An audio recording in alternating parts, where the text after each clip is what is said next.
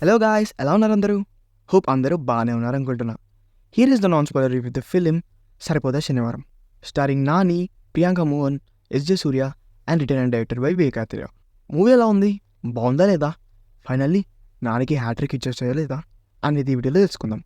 యాక్చువల్గా మూవీ ప్లాట్లో ఏంటంటే, హీరోకి కేవలం శనివారం మాత్రమే కోపం వస్తుంది అండ్ మన విలన్ మొత్తం అగ్రెసివ్గానే ఉంటాడు. అసలు హీరోకి విలన్కి డిస్ప్యూట్ ఏముంది? అసలు హీరోకి ఎందుకు శనివారం మాత్రమే కోపం వస్తుంది అనేది ఇదంతా మీరు సినిమాలో చూసి తెలుసుకోవాలి. ఇన్డెప్త్గా సినిమా గురించి చెప్పాలంటే, సినిమా స్టార్టింగ్ కొంచెం స్లోగా స్టార్ట్ అయినా ఆ తర్వాత ప్రొసీడింగ్స్తో చాలా బాగా అనిపించింది. ఫస్ట్ హాఫ్ మొత్తం మెయిన్లీ ఆ interval and pre interval scene మాత్రం చాలా బాగుంటుంది సినిమాలో. ఫస్ట్ హాఫ్లో అంతగా పెద్ద సినిమా గురించి ఏం చెప్పకున్నా ఆ ప్రొసీడింగ్స్ మాత్రం చాలా బాగుండే. అండ్ చెప్పే కదా, pre interval and interval scene చాలా బాగుంటుంది. ఫస్ట్ హాఫ్ మొత్తంలో అది హైలైట్. అండ్ ఇక సెకండ్ హాఫ్ విషయానికి వచ్చేస్తే, సెకండ్ హాఫ్ కూడా బాగానే అనిపించింది నాకు. బట్ కంపారిటివ్లీ ఫస్ట్ హాఫ్ కంటే అంత బాగాలేదని చెప్పాలి.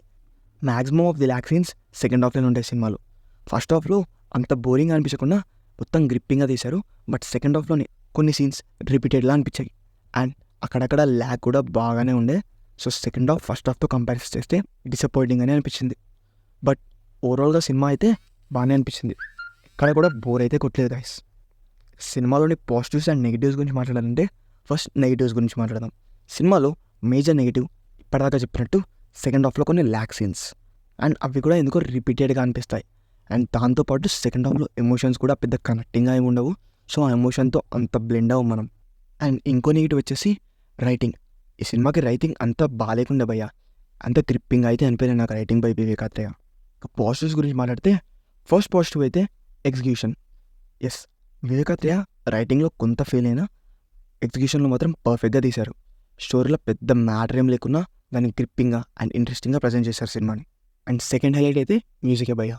సినిమాలో పాటలు ఓకేగానే ఉన్నా బీజిఎం మాత్రం ఇరం కొట్టేశాడు మ్యూజిక్ డైరెక్టర్. అండ్ ఇంకో పాజిటివ్ అయితే ఆ pre interval and interval scene. ఆ ఒక్క ఎపిసోడ్ చాలా బాగుంటుంది సినిమాలో, నాకైతే చాలా నచ్చింది చెప్పాలంటే.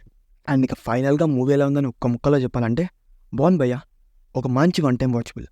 అండ్ ఇక రేటింగ్ అడిగితే నేనైతే ఈ మూవీకి 2.25/5 ఇద్దాం అనుకుంటున్నాను. మీరు కాల్ సినిమా చూస్తుంటే ఎంత రేటింగ్ ఇస్తారో కింద కామెంట్ చేయండి. అండ్ ఇక సినిమాలోని టెక్నికాలిటీస్ గురించి మాట్లాడుకోవాలంటే, ప్రొడక్షన్ వాల్యూస్ బాగానే ఉండే. ఇన్ఫ్యాక్ట్ ప్రొడక్షన్ వాల్యూస్ చాలా బాగుండే చెప్పాలంటే సినిమాకి. అండ్ సినిమాటోగ్రఫీ కూడా బాగుండే. మ్యూజిక్ అయితే చెప్పా కదా, చాలా చాలా బాగుండే.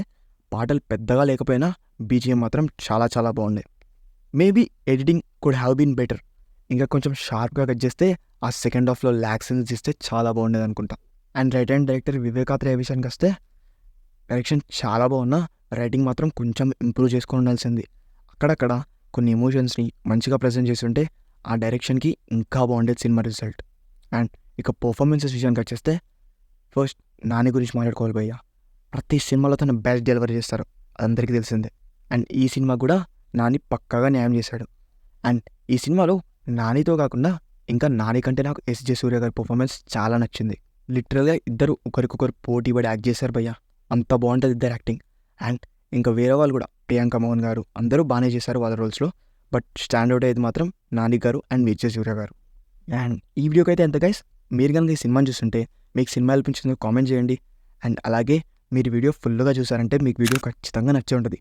సో కింద ఉన్న సబ్స్క్రైబ్ బటన్ని తెల్లగా మార్చేసి అలాగే దానిపైన థంబ్ బటన్ కూడా ప్రెస్ చేస్తే నేను కూడా హ్యాపీ.